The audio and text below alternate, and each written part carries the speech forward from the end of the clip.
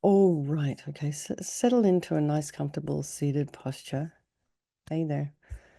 And just a little bit more background. So feet flat on the floor. Align your spine, shoulders aligned with your hips, and your ears aligned with your shoulders.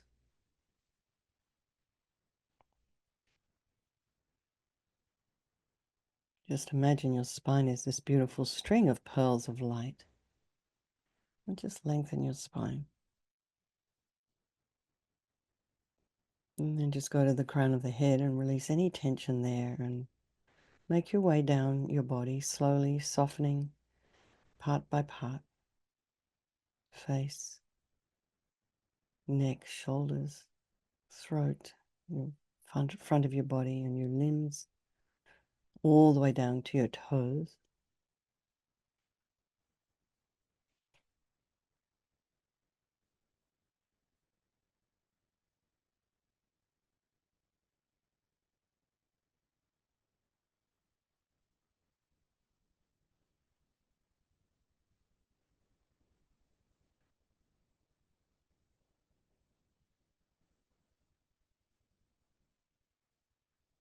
And just notice the sensations of your breath.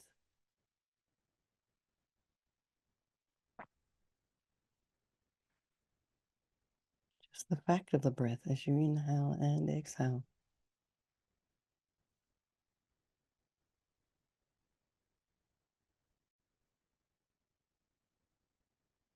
And be aware of sound in your environment.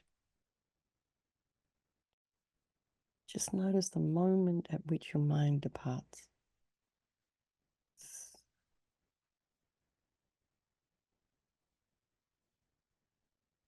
And what it decides to land on. Is it the sound of the fridge or a bird outside?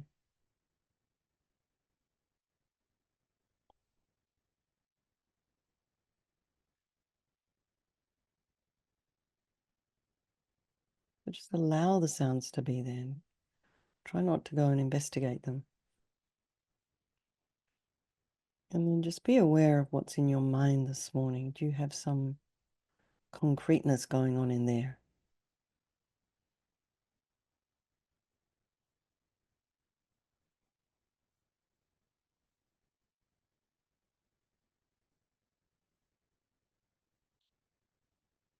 Last week when these riots started and the hotel I was due to stay in was damaged. Also, the hotel our group was due to stay in was damaged. I had to do a 360 in my brain. So everything that was seeming solid in my mind, I'm going to leave San Francisco. I will arrive in Doha. I'm going to go from here to there.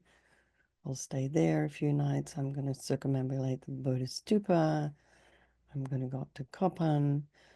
All these plans, excuse me, all of a sudden lost their solidity in my mind because the hotel was no longer available, which meant my access to Bodhi Stupa now changed. I had to find a different hotel, different plan.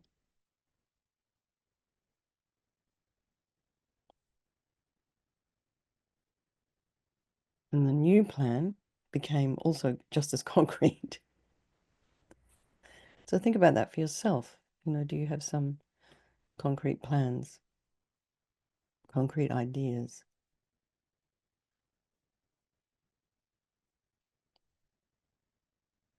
So, we are a combination of our body and our mind. And the physical, in this world. And each of the body and the mind in turn is made up of many different parts, and they're all in this constant state of flux.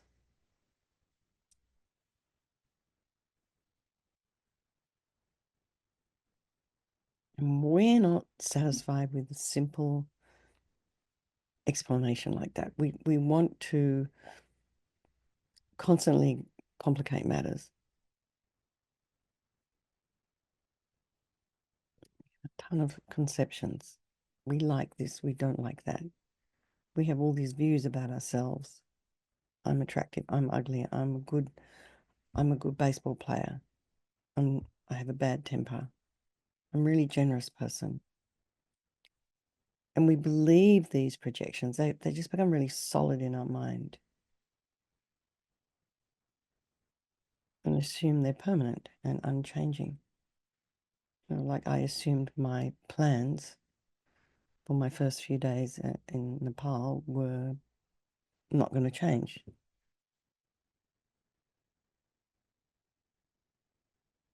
And we do the same with people and objects in the world around us. We believe this person is ugly and that person is good, and we build up this very elaborate picture of reality.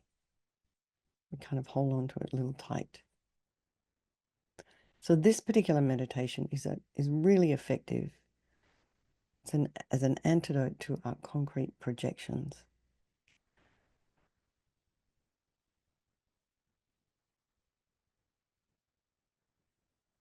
So perhaps we might be able to, have an insight or a direct experience of the kind of clear, non-material, transient nature of all our thoughts and feelings and perceptions. And then we just have this such a strong wish to identify them with them. So maybe it just will help us also to weaken that tendency to instantly grab onto something. It's almost like we need, we're floating around the ocean and we need a life raft to grasp onto. And as our subject, so in this meditation, our subject is the mind. As this softens, so too do its projected objects. Love, hate, I'm going to stay in this hotel. I have this idea about this person. They kind of slowly lose their, solidity, start to sort of dissolve like that little vitamin pill in a glass in water. So the feeling of dislike towards a bad person might still arise through habit, but we still have space in our mind to think, oh, this is a projection of my thought.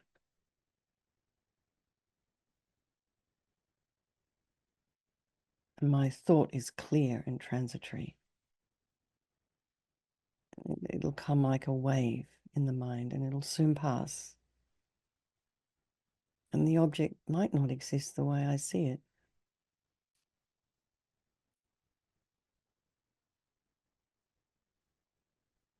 And also this meditation is especially effective for softening our view of our own self.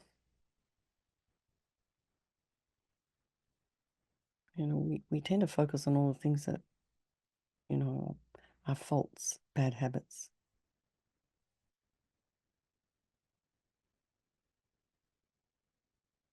And we do bring them to mind in the Vajrasattva practice at night time because we want to identify something that we want to, work on to change.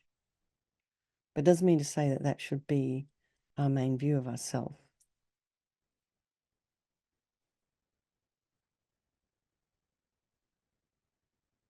Anger, jealousy, depression are mental experiences, and therefore they are clear and transitory.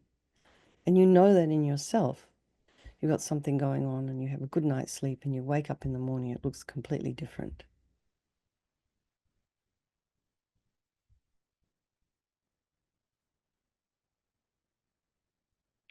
So these states of mind are dependent upon our belief in them.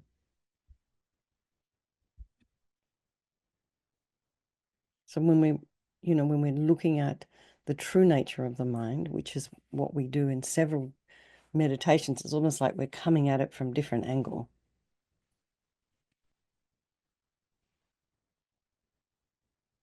We sort of want to try and let go of some of these ideas we have about ourselves. So our intrinsic nature is clear and pure and is with us 24 hours a day. The negativities rise and fall like waves on the ocean of our consciousness. They are temporary and can be eliminated. So if you practice this meditation often enough, you'll start to get a little bit more clarity around your pure nature.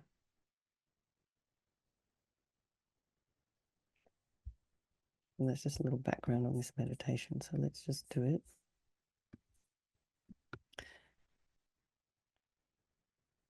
I just think we'll do this meditation for all these people of our life. Loved ones, strangers, ones we don't like. And remembering they're all equal. Those three ways. Don't want to suffer, want to be happy, and all have this extraordinary capacity. So now go find your favorite hill in your mind and lie down on that hill and look up into the sky.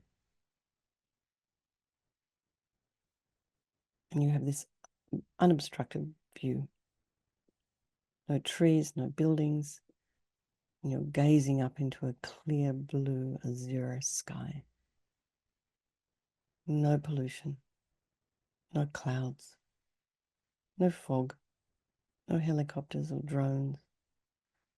Just pure, clear, vast.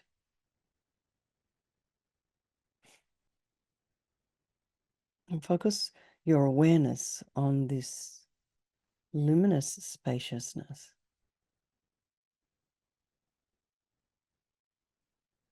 And allow yourself to merge with this clear, luminous space.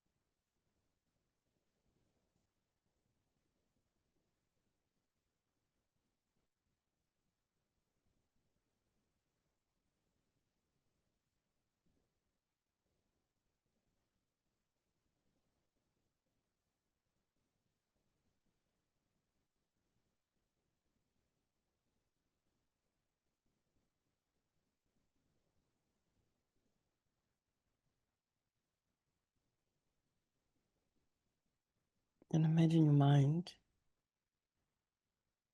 as well as the surrounding environment, becoming one with this pure, empty space. Becoming empty, luminous, and clear, without any sense of separation or duality.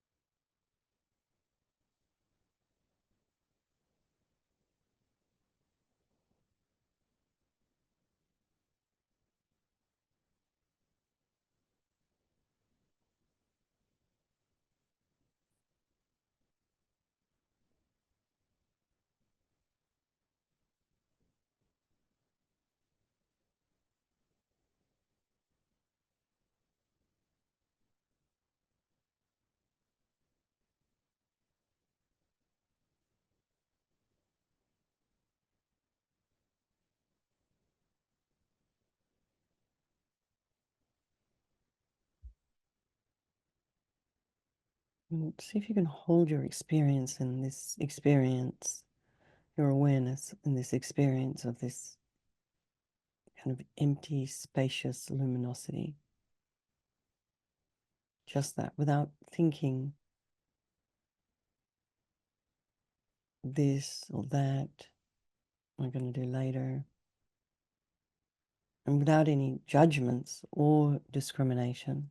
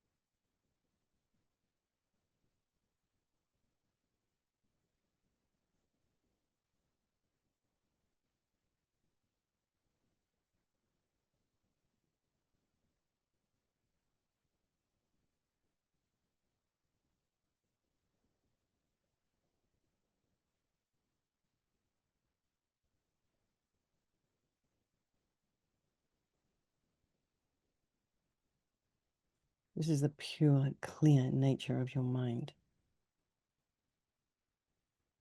So just rest in this space, very focused, and yet sort of a relaxed awareness.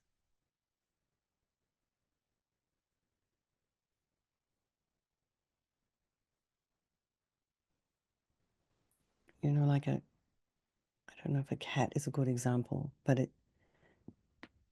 they're very, very aware. Yet, yeah, they could be just kind of lying around on the couch.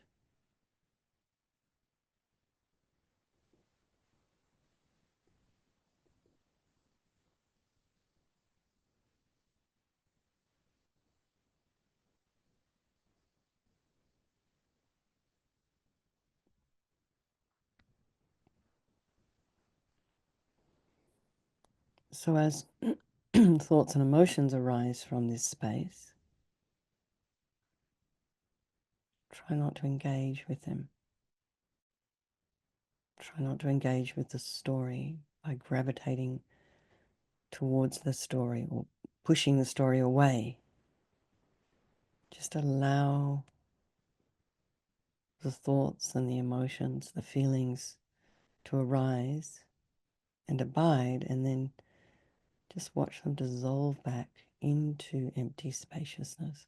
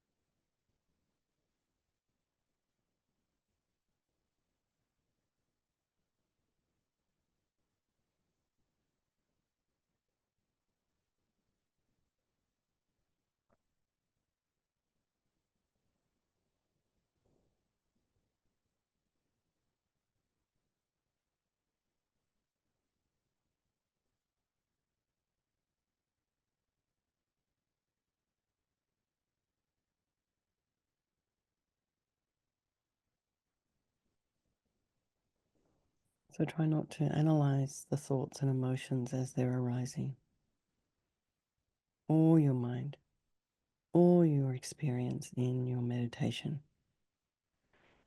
So just see if you can observe whatever arises with perfect neutrality. And as the thoughts pass, bring your awareness back to the clarity of your own mind.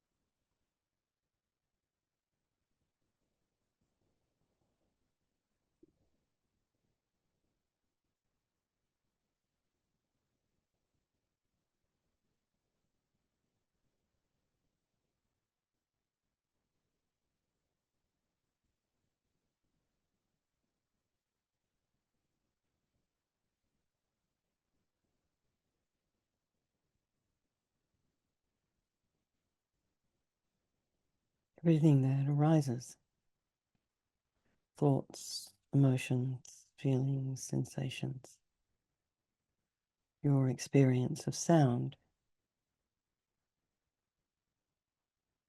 anything you can smell. This has the nature of spacious luminosity, of clarity, formless and space-like and clear awareness. This is the pure nature of your consciousness.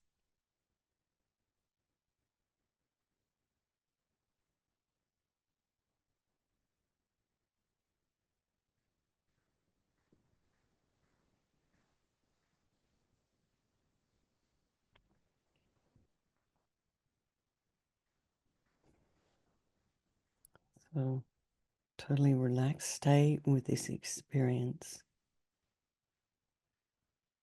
with this really kind of focused awareness.